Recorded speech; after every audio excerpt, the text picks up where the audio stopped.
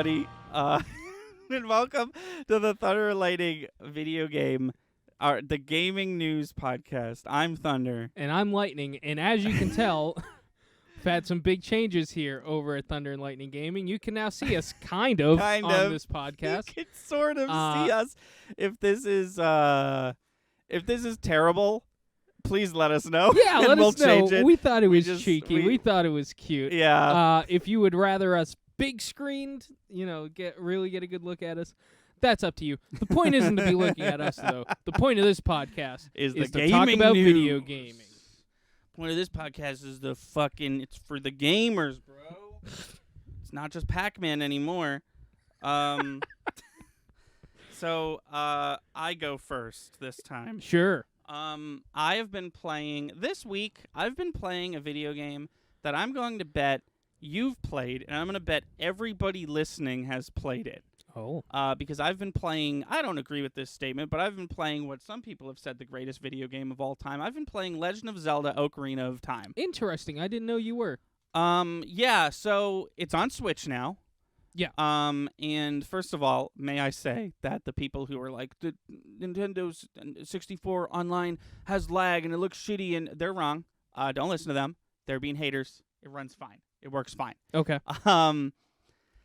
So I've beaten this game before, but the version that I had this game for N64 and it did not run well. It's currently the only version I have of it. Oh no, I have the GameCube version. Got it. Well. Okay. Yeah. So Ocarina of Time, if you've never played it, if you have a faulty cart that keeps fucking up, it's rough to have to start over in that game, because depending on where you are, you start at a specific location, which is sometimes all the way back, halfway across the game. And also you start with 3 hearts, even if you were at full hearts. Okay. So it wasn't chill, just it fucked up again, I gotta restart it. So when I eventually beat it, it was on the 3DS version with the updated graphics and the gyroscopic controls. It was a pretty good experience. So this is my first time. I know it is the Switch version, but it is my first time playing all the way through the classic N64 version. And I gotta say, I'm really liking it. It's a good game. Oh, yeah. No, I don't know if because I know I'm a big N64 hater.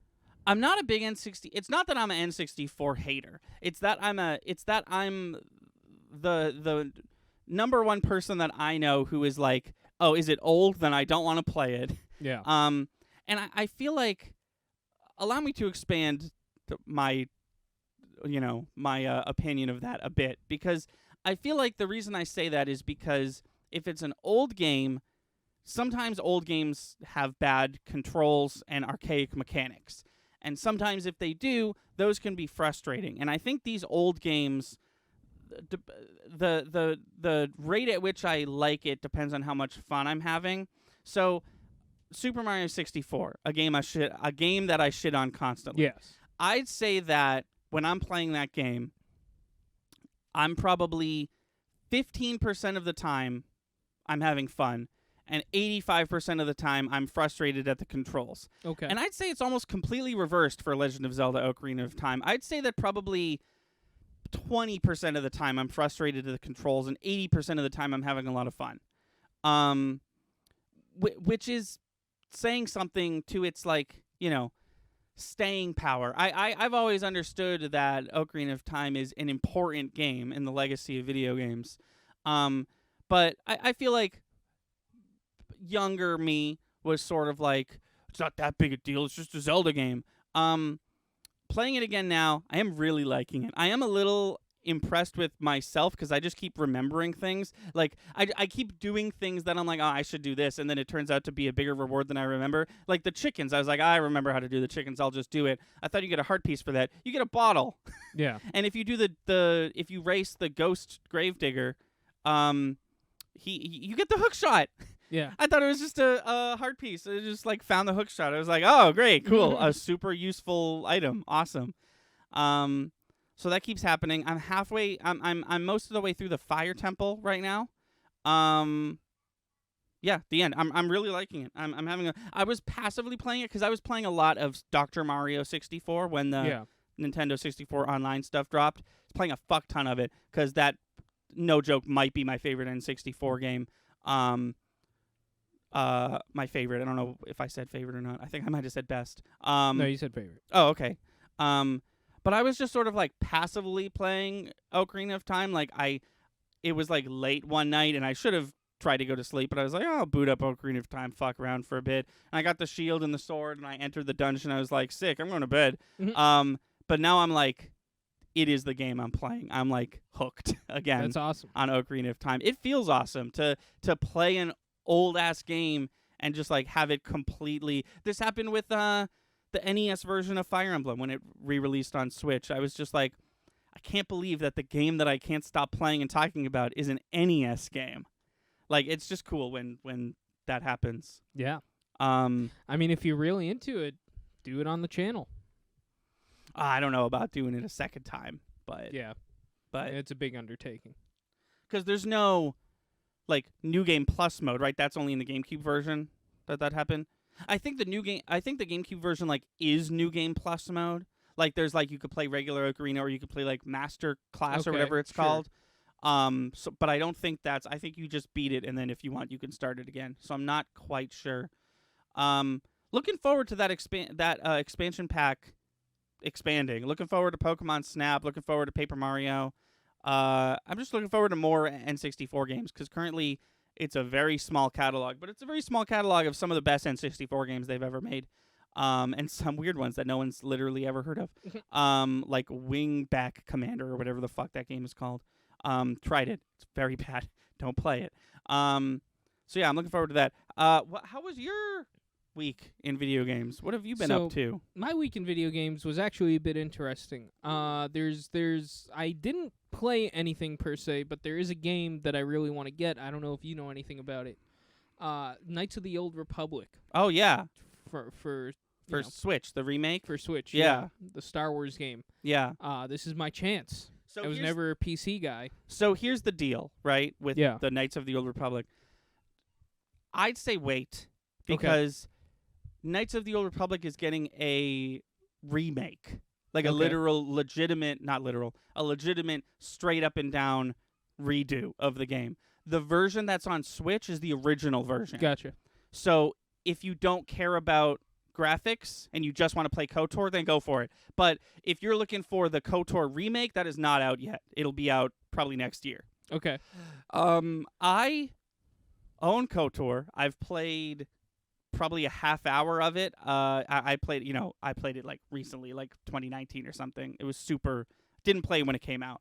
Because I also was not a big PC guy. Yeah. Never have been. But basically until college when I downloaded Steam. And even then, like, the PC games I play are, like low requirements stuff, like Binding of Isaac and, 16-bit classics and stuff like that. Yeah. But no, yeah, I'm curious. Obviously, you don't have an answer. I'm curious what you think of KOTOR when you finally play it, because from what I've heard, it's basically just Star Wars D&D, but a video game. Right, which makes me really excited. Yeah. Yeah, it seemed like the biggest open-world Star Wars game you could get, if I'm correct. I know there's a KOTOR 2. I don't know if that's the same map or if it's bigger or not. Because KOTOR is not an MMO. That is because there was Knights of the Old Republic and then there was The Old Republic. I think the game called The Old Republic is a straight-up-and-down MMO. But KOTOR is not an MMO. That's a single-player joint. That is where my confusion was. Something cool that I've learned from, video game podcasts and whatnot. Apparently in The Old Republic, the MMO, there was a special, like, you could play a Jedi, but it was like a whole thing. Like, there was only like 2 or 3 Jedis per server. Yeah. And it was a thing where you had to like do like a lot of the game in order to be a Jedi. And then there would be like, it was like a status symbol of like you're in town and it's like, whoa, it's a Jedi. And then like there were parts of that game that you couldn't access unless you were a Jedi, which seems so cool. Like there was, if 2 Jedis met, they could enter like a ancillary like meta battle of like Jedi fighting with lightsabers. And like 80% of the players of that game never get to do that, which is really cool to me. Yeah. To have like an exclusive like I always thought that was really interesting too. Yeah. And it was like I don't know, it was like rumor type of stuff. I never even played the game, but it was like Yeah. You hear Yeah. about like, oh, 1 out of every so many people gets to become a Jedi Right. type of thing. I don't know if they did it like this, but it would have been so cool if they didn't tell anybody. And then it was like literally playground rumors of like, I saw a Jedi the other day. It's like, no, you didn't. Jedis aren't in this game. Right. Yeah. No. Exactly. Jedi wasn't on my character select screen, so Right. fuck you. I'm sure that happened. Yeah. No, that was cool. That's a really cool aspect of the game. Yeah. I But hope that it's of the course, same. that of course is the Old Republic, not Knights of the Old Republic. Oh, maybe that's the game I'm hyped for. Maybe, I don't know. I don't know either. I know they're both good. I know they both have their fan base. I've just never played either of them. I think if I played KOTOR now, I would probably like it. I think it was just my knowing what D&D was mind of like, this is a lot of, I don't care. Yeah. you know? But I'm sure it's great. I've heard a lot of good things about KOTOR, and everyone seems to be really excited that it's coming back. The Switch, man. The Switch is like a nesting ground of like old ass games that came out of nowhere. Like, this isn't necessarily as old as KOTOR, but like every BioShock, every Borderlands, every Doom, you can get all that on Switch. It's just like people are investing in Switch, and it's great. I love it. It's great to see this after the drought of Nintendo. the just the absolute travesty of third party absence on the Wii U. Yeah. You know? Yeah, they're making up for a lot of stuff. They are. They really are. Another thing in video games, me and Pauline played Luigi's Mansion Arcade. Oh, in arcade. at like Dave & Buster's or whatever. yes. Yeah. How'd you like it? It was confusing. Okay. And I think half of my controller didn't work. Oh, got it. 'Cause you can strobe them and then you can suck them up. I could not strobe. Public fucking service announcement for arcade owners. If half of your machine is broken, put an out of order sticker on it. Yeah. Don't let it run, because some of those games legitimately, like, well, they technically work. Give me my money back. Right. It seemed like had we played it a couple of times and both controllers were working, we would have got a good hang of the game. But yeah. It was okay. It was cute. And, we played once and did not have a desire to play again. Is that the one that tracks your heart rate? Oh, I don't think so. Oh, it might have, but it didn't make a big deal about it if it did. Sorry, I started giggling during your story because I fucking looked over at this goddamn video we're recording right now. Yeah, it's awesome. It's sure. That's the word I was going to use for sure. Definitely. No, that's cool. I've never played that one myself. Did you? So you went to Dave & Buster's, the Dave & Buster's I'm thinking of? Yeah. Did you play Mario Kart? No, because we're trying to earn tickets. Oh, got it. We're trying to get a air fryer right for the house we're gonna have. Yeah, 50,000. 50,000 tickets. That honestly doesn't seem that bad. No, we've got 4,000 after that. Okay. After that, it's still though. It's not that bad. No, I mean that's a Like not 10 more insignificant chunk. Yeah. That's that air fryer is gonna be a lot of money. Yes. But we're gonna have a lot of fun getting. Oh yeah, no, yeah. And then whenever you use or look at the air fryer that you're not using, you'll think about how you fucking worked for it. Yeah. in the arcade mines. Cool. Want to get to news? Sure. So like usual, there's a couple small things and then a big one that I want to talk about. And I'm going to be honest, the big one that I wanted to talk about changed because just this morning a new game was announced. Oh, wow. I thought we were going to talk extensively about the Game Awards, and the more I think about it, the more I kind of don't give a shit. But we'll definitely talk about it for a second. So here's all the small stuff. Halo Infinite, which is coming out, I think, December 22nd. It's just the multiplayer released early. Okay. So you can go play that right now if you want. Xbox backwards compatibility, which refers to taking an old disc and putting it into your new Xbox. Yeah. They just released a new batch of games that are backwards compatible, like a huge batch. But with that batch, they announced that this is the end of it. Oh, okay. So they're done doing that. Thousands of Switch games. You're listening to this Monday. We're recording it Thursday, so it's probably still happening.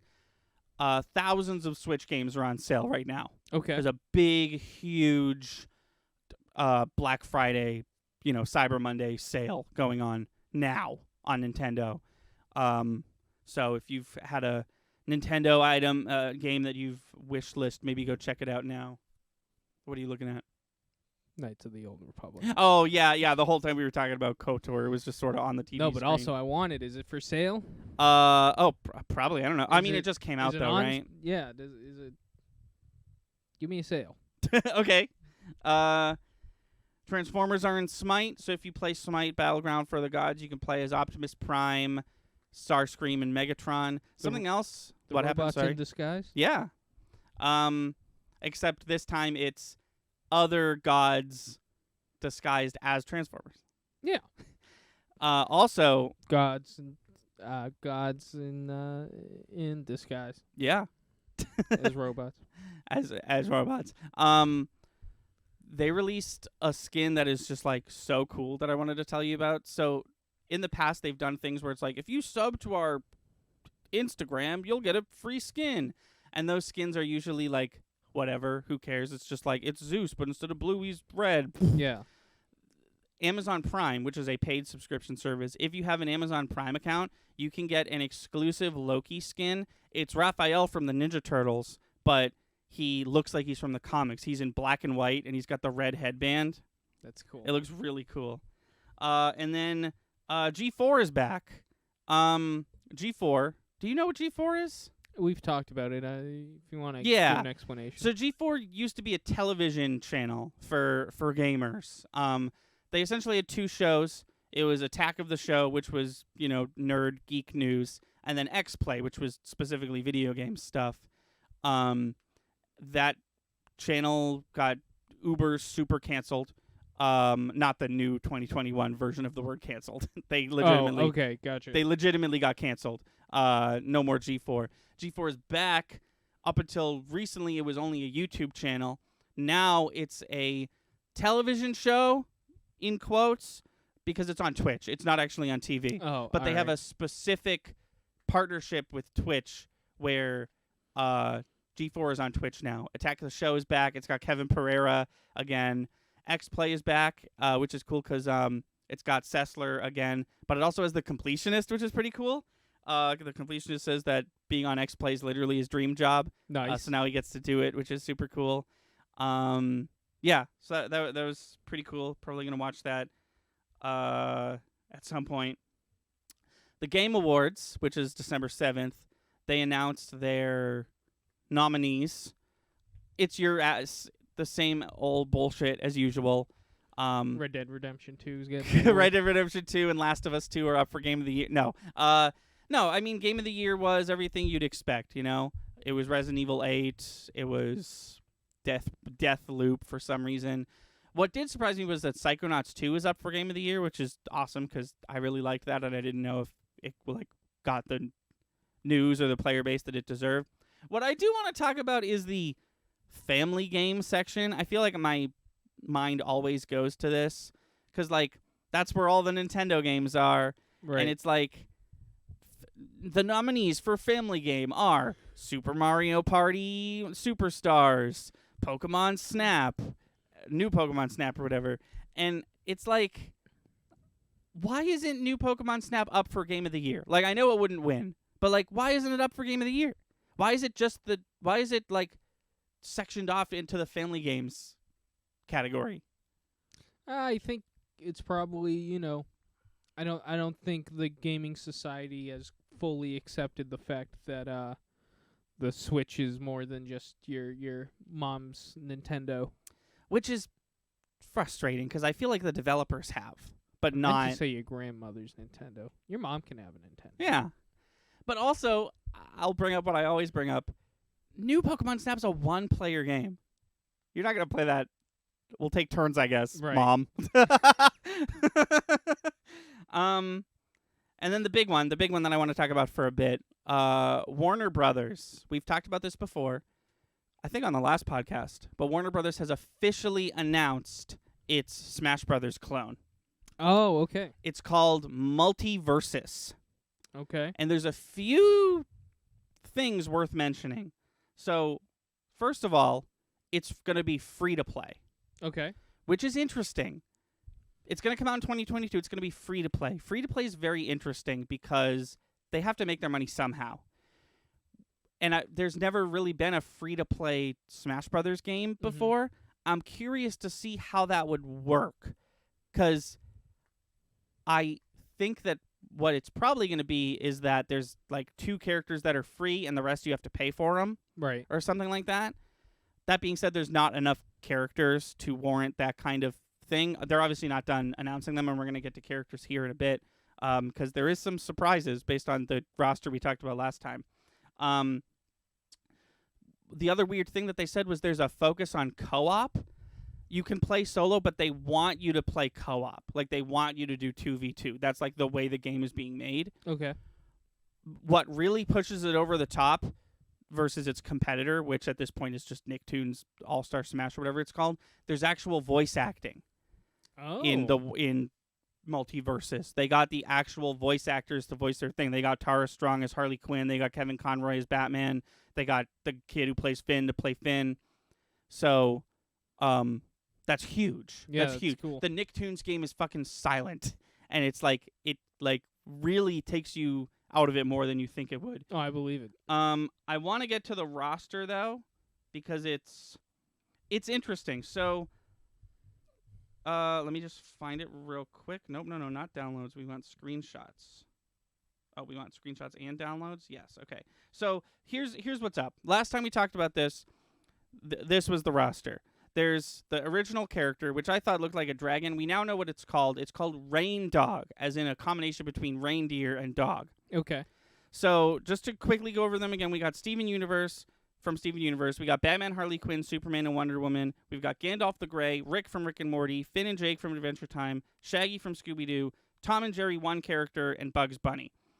Now that the game has been officially showed off, the roster is completely almost the same as what I just said, except Gandalf and Rick from Rick and Morty are gone. Oh. Which the 2 weird ones.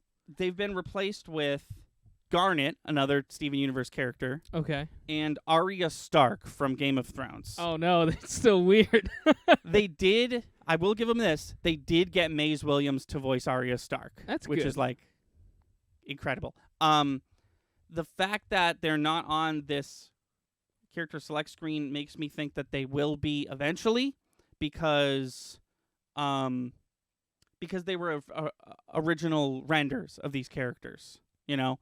I have a feeling that the reason that they weren't in the first trailer is because of the voice acting. Looking at this cast, it makes sense. If they couldn't get Ian McKellen and Justin Roiland to voice those 2 characters, I wouldn't be surprised. I will say Rick not voiced by Justin Roiland would be weird. Mm-hmm.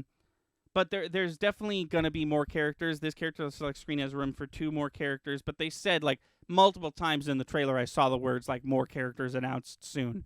So definitely look out for the announcement of Waluigi. Of Waluigi and Rick and Gandalf. And that's coming out 2022. Game looks really good. I'm not going to lie. I don't know how I feel about this, like, focus on co-op. I hope that, like, the single player stuff is just as, or the one-on-one stuff is just as, like, viable and fun. Because, like, Smash Brothers also has different ways of playing, but, like, of the 4 or 5 ways of playing, you really only play 1 or 2 of those different ways. Right. No one is like, oh, I'm going to go over to Jeremy's house. We're going to play Coin Battle in Smash Ultimate. I don't know. Maybe there is. I don't know if I'd want to hang out with those guys. the guys who want Coin Battle? Yeah. You know, I don't know if I want to hang out with them either. Good for them. Chase your bliss, but I'm going to play Stock. I'm going to play Stock and Time and all the normal ones. It's almost like, oh, God, there it all goes. Oh, no. Everyone saw it on camera. Yeah. You don't have I'm to. just going to do this. Yeah, go for it. Just because my phone's right there. Yeah, totally. But yeah. Yeah, I'm interested to see two things. I'm interested to see more characters. Obviously, that's the most exciting part of the release schedule of these games. And I'm interested to see what they mean by free-to-play. But they announced that it was coming to PC and consoles, so, I can only assume Switch, PS5, and, why not PS4 at that point as well.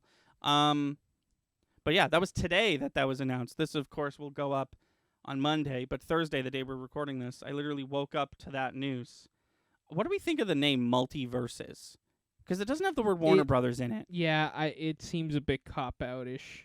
I mean, maybe there's a story to it. I mean, they already explained their own, everybody's on a different planet there over at Warner Brothers, so maybe they're going off of that. Oh, are you talking about within the serververse from Space Jam 2: A New Legacy? Oh, yeah, that's right. I'm surprised this isn't called Warner Brothers Serververse Duke 'em out.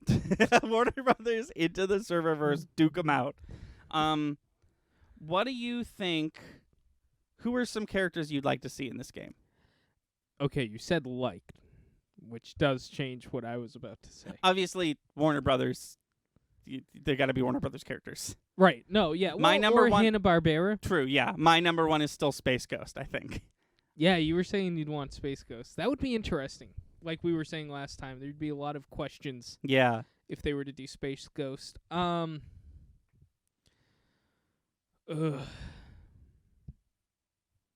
mind went directly to Hanna-Barbera. Yeah. I mean, there's a... Fred Flintstone. Right, like, if they can put Shaggy in this game and just, like, fully go into the meme and Shaggy's just, like, a Super Saiyan from Dragon Ball Z, why not do Fred Flintstone or Yogi Bear or something like that, Yeah. Do you think... Here's a question that I wanted to ask you. Do you think they picked... Did they pick the Game of Thrones character that you would have picked? Yeah. At the end of the series, with all the characters and their respective dignities, I think they picked the ones... I think they picked the one that they thought the fans would want. Oh, I see. You think they picked on popularity, not power? Yeah. Powers. I see. Because I was thinking Daenerys Targaryen, because she could have some cool fire powers, and also the dragon could be her final smash. But I see what you're saying. They went with a non-controversial character. I see. I think probably the Night King could also be playable. I think if you were going to pick one, though, it should be a main character. Right. No, I'm saying, like, if there's another Game of Thrones character. Oh, I see what you're saying. Like, if they picked a second one, I think Night King's I think Night King would have been a good one. Yeah. Especially with her. They'd be a good pair. Yeah, because they're like... She killed him. Yeah. They've kind of got a thing. I really hope this has some, like... Mortal Kombat style finishers. Because now I'm thinking about Fred Flintstone, and my head immediately went to like finish him, and Fred Flintstone falls into like a pit of spikes. Oh my god! But the whole time he's falling, he's making that noise he likes to make. Velma. That's what happens. Velma? Oh no! What's his wife's name? Wilma. Velma's yes, I know who Velma is. The Scooby-Doo lesbian. There's one canonical universe she dates Shaggy, but yeah. There's also in that same canonical universe she has a girlfriend. Okay. Yeah. Oh, so she's bi. It would seem so. It's one of those things where like they never say this is Velma's girlfriend, but it's very clear that's what they were going for. Okay. Kind of the Legend of Korra, like, we're a cartoon for kids and we want a gay couple, but we technically can't. Right. Also, a fun bit of trivia for the next time you're playing bar trivia. Velma's girlfriend's name is Hot Dog Water. I shit you not. That is not a joke. Character's name is Hot Dog Water. And she's just like super into Velma. Okay. Yeah. So looking at this roster, my guess is that Rain Dog and Batman are going to be free. Everyone else is going to be paid for. Okay. I will say once again, the iconography of this character select screen is so... There's 4 DC characters, 3 heroes, 1 villain. And then now with this new one, we have 1 Scooby-Doo character, and then 1 Looney Tunes, and then 1 Tom and Jerry, and then 1 Game of Thrones, and then 2 Steven Universe, and 2 Adventure Time. Yeah. Steven Universe is kind of like I wouldn't have gone that route. Steven Universe has taken Adventure Time's place in my head. Like, it's weird that they're both in there. Yeah. I guess is what I'm saying. It's No, a I hear lot that. of it's a lot of kids stuff. Like, obviously this is all for kids except for Game of Thrones, which is truly the outlier here in terms of like Lord of the Rings would have made more sense. oh yeah. No, and I'm sure Gandalf and Rick are still in there, but like You get to see part of that character's ass in Game of Thrones. yeah. Yeah. And you get to see Rick's ass in Rick and Morty. Yeah, that's a good point. No, both of these rosters, the leaked one and the real one, had a character that I was like, this is a game for kids. Wait a minute. That's an alcoholic, an abusive alcoholic. Well, I mean, but probably Fred Flintstone too, right? We don't know. Probably. Isn't she the first TV character to have a baby? Isn't that how that works? Or was I Love Lucy before that? I think I Love Lucy first. Maybe it's first animated character to have a baby. Maybe that's Okay. what it is. I think that's Wilma. It might be Marge, though. I'm not sure. I have no idea. Marge did not have a baby on screen. She didn't? She Marge wasn't? Simpson, no. Maggie was already a thing in season 1? Yeah. Oh, okay. I think now you got I don't know. yeah, I don't know. I don't know. Okay, let me do game releases first, since I always forget them, and then we'll get into our segment. Sure. So November 9th, we saw the release of Forza Horizon 5 and the release of, can't believe this is the fucking title of it, but it's called Tiny Tina's Assault on Dragon Keep, a Wonderland's one-shot adventure. It's the Borderlands game where you play a D&D campaign, except there's still fucking guns for some reason. November 12th saw the release of Shin Megami Tensei 5. I almost didn't include it because I, like a dummy, thought that this was a remake. It is not. It is the new Shin Megami Tensei game. The remake I was thinking of was 3. They're making a remake of 3. Okay. November 19th, which hasn't happened in reality yet, but will happen by the time this podcast releases, saw the release of Battlefield 2042 and Pokemon Brilliant Diamond and Shining Pearl, which is the remakes of the 4th generation of Pokemon, which is not the best one, but one of the best ones, in my opinion. But when they did remake the best one, 3, they fucked it up so hard. So I hope that this one's good. I will be playing it definitely. So to tune back in probably on the next podcast to hear about that. Now, we move on to our segment. If you've never seen this show before, oh my god, I just remembered what we did last time, and it was so cool. If you've never seen this show before, we are going to make a video game. We're going to pitch a video game right now. So I'm going to have Chris... Make and pitch. I'm going to have Chris pick a genre and an IP, and he's going to pick those randomly. And then we're going to take those things and we're going to be forced to make a video game based on those two things. So, Lightning. Yes. Pick a number 1 to 13. 23. 13. 13, I think we've already done. We have. 14. 14. Hold on. 14. We have already done as well. 15. 15. Maybe start crunching these numbers down a little bit.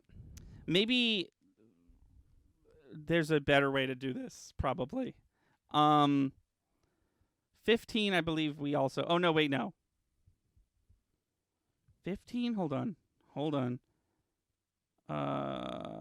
boop, boop, boop, boop, boop, boop. 15's good. 15 Okay. is good. Now pick a number 1 to 50. I'm going to say 41. 41. Oh, no. Okay, I'm starting to already see how this game would probably exist. It sounds really boring to me. So 15 was Simulator.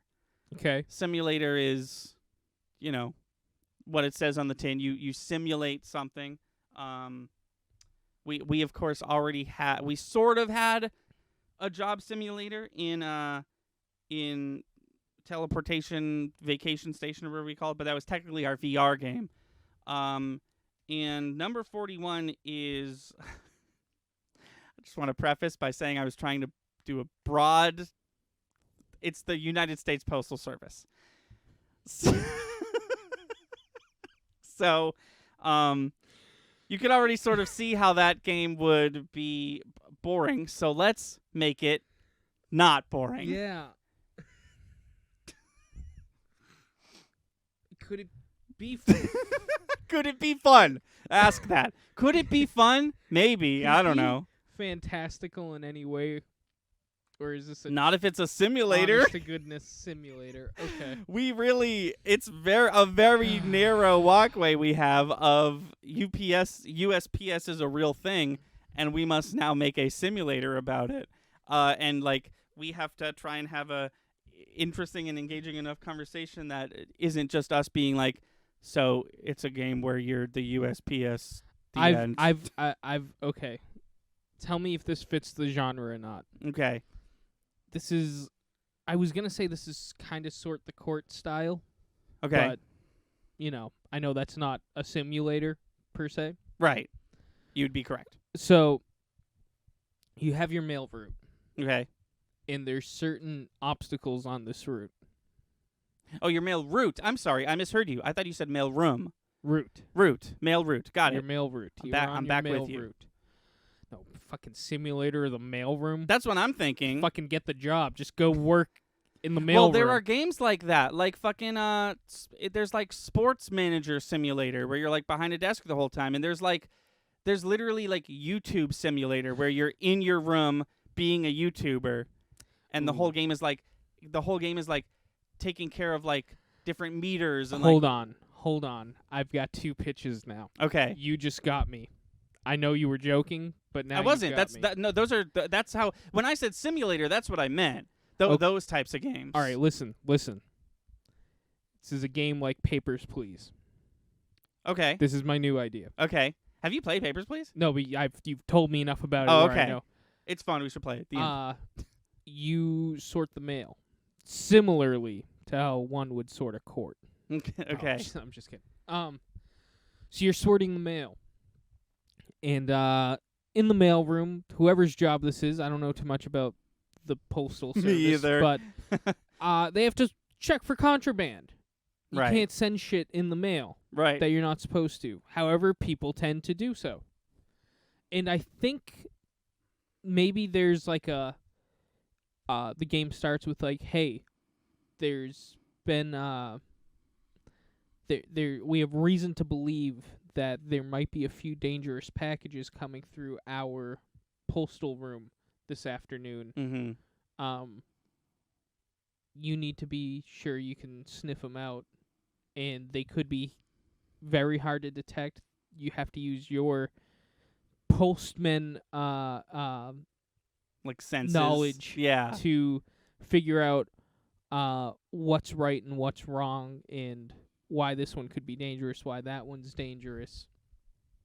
What you're describing is very similar to Papers, Please, and I do like it. So in Papers, Please, the Papers, Please is not a simulator, but the only thing from keeping it from being called a simulator is it being based off of a real thing. Yeah. In Papers, Please, you have like a book. You essentially have like a book of rules. So if you get to a part where you're like, how was I supposed to determine if this is fake or not? You just open the part in the rule book and you're like, oh, yeah, okay, you're good to go, you know? Yeah.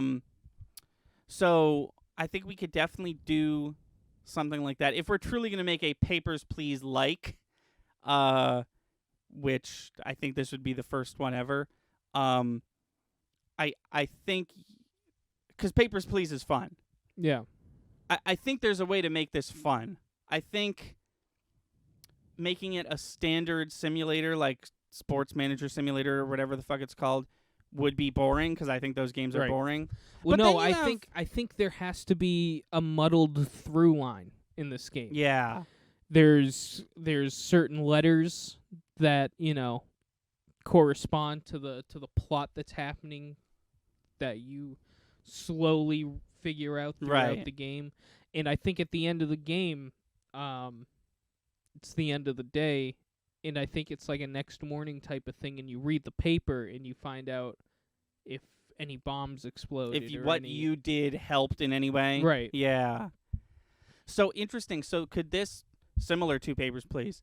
Could this be a thing where, like, it's multiple days, where, like, day 1 happens and, like, not too much happens, it's just mail stuff as normal, and then maybe day 2 the plot starts to thicken, and then, like, by day, like, 25 or whatever, you're like, that was your last day. You wake up, you read the paper, you see if what you did was...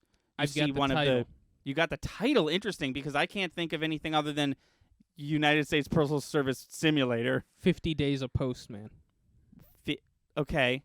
Is that a reference to something? I feel like it. Okay. 50 Days a Postman? Is that what you're going for? Okay. Yeah. And the game takes place over the course of 50 days, and you get a lettered grade at the end of the 50 days of how well you've done. Either that, or we could make it a bit more personable to the game. You either get a promotion or you get fired. I mean... And how much money you make, or... Yeah, well, here's the thing, like, I think a game like this is rife for the opportunity to have multiple endings. Yeah. Because, like, there could be an ending where you just explode from the bomb. Right. No, exactly. There could be an ending where you do everything good, but you forgot to cover your tracks, and the terrorists kill you in real life. Yeah, I think the end of the 50-day, you find out how things worked out. Yeah, I think you always get to day 50. That's where Paper Please, this is going to differentiate between Papers, Please a little bit. Sometimes you'll do something wrong and you'll get, like, caught or something, but you'll get caught on, like, day 17, where there's other endings where you could get to, like, day 40 or whatever. Yeah. I think that in our game, you always make it to day 50, and maybe we even make days a bit shorter than Papers, Please to, like, keep it going. Like, maybe days are, like, 8 minutes long, and that's it. I think there could be a situation, though. I feel like there could be one wild card where there's one package throughout the whole game, and if you open that package, you die on the spot. Oh, damn. There is a wild card in Papers, Please. It's actually really funny. His name is Georgie, and he is a person who just keeps coming back through your thing, and you have to keep denying him, even though he's, like, the sweetest, kindest dude, because he shows up once, no papers, and you're like, get the fuck out of here, dude. And then he shows up, and he clearly has an ID that he drew with a crayon. Oh, no. And you're like, absolutely not. And then he eventually comes with the real papers, but they're out of date. It's like last week's stuff he needed.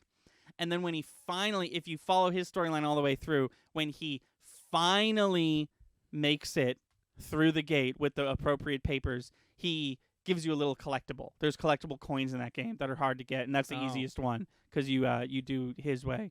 So I definitely like something like that where it's like every fucking day this package is coming in and I've got to do the appropriate thing with it or something is going to happen. Right. And there could, I feel like you have, because I don't think, unless they have reason to, I don't think the Postal Service can open your mail. Right. And I feel like those are some guidelines you could either choose to follow or choose not to follow. But if you fuck up and you don't do a good job, if you choose not to follow them, it affects you in the end. And I think I think we have one wild card where it's like, well, if you don't follow the appropriate rules and you open, well, you're dead. You open the wrong package and now you're dead.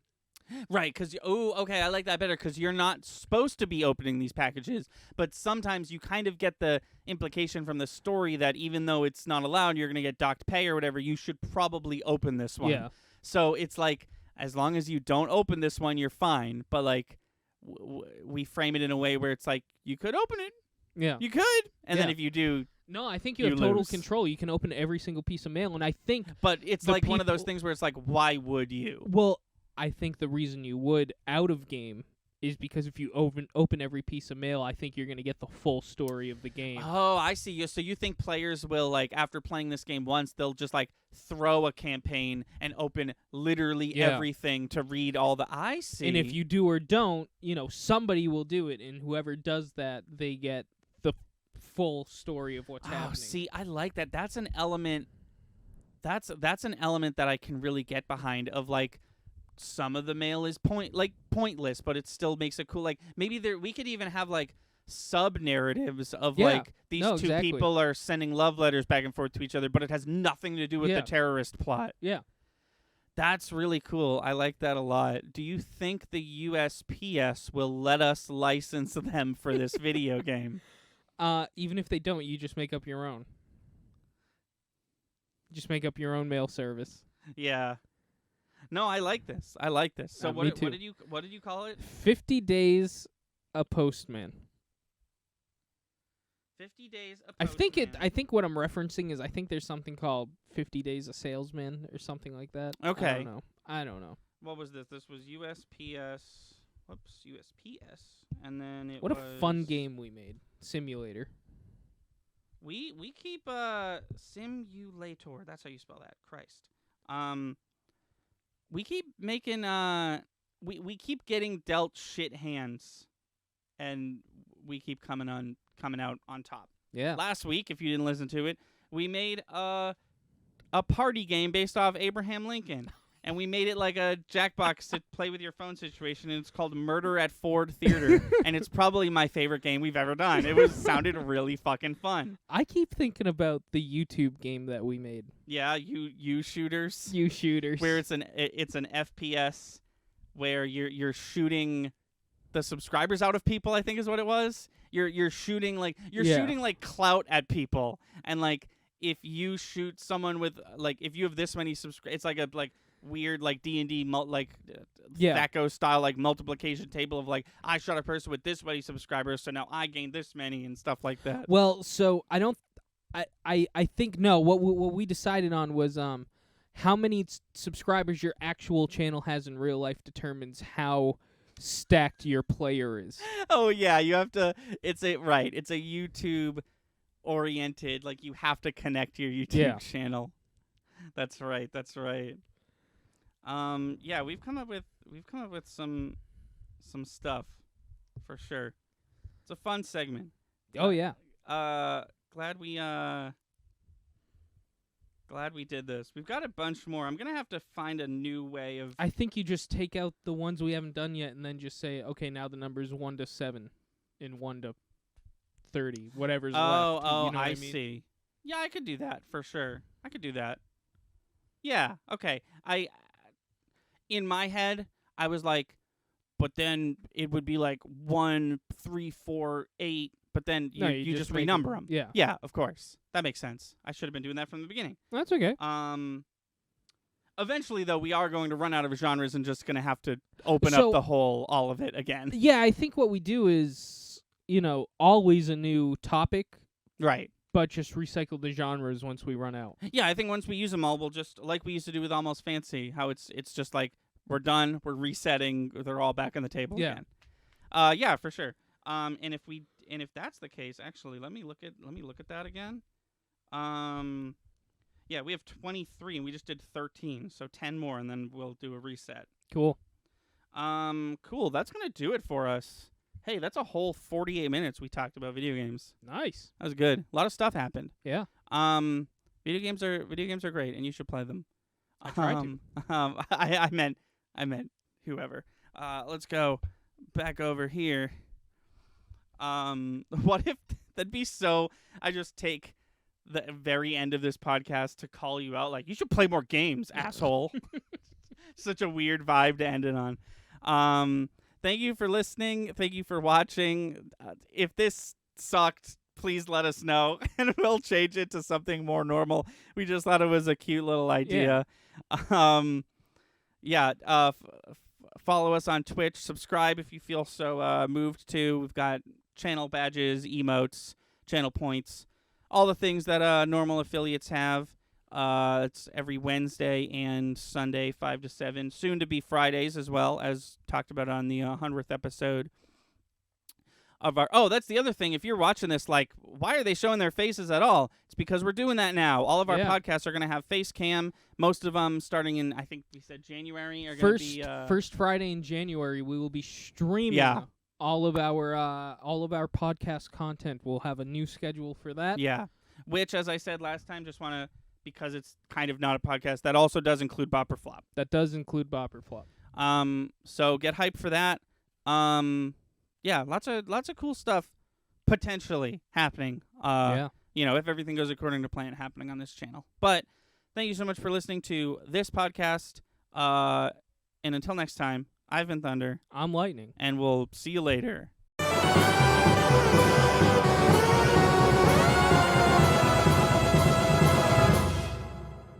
Thank you for listening and watching, and if you like what you see, please be sure to subscribe. Our channel is daily uploads from podcasts to video essays, Let's Plays to skits. Be sure to find us on Twitch and Patreon. Our theme song is Sunny Day by Froggy and the Friendship, and our Let's Play intro is Sunny Bit by the same band. Link to all these in the description below. Thanks again, and we'll see you next time.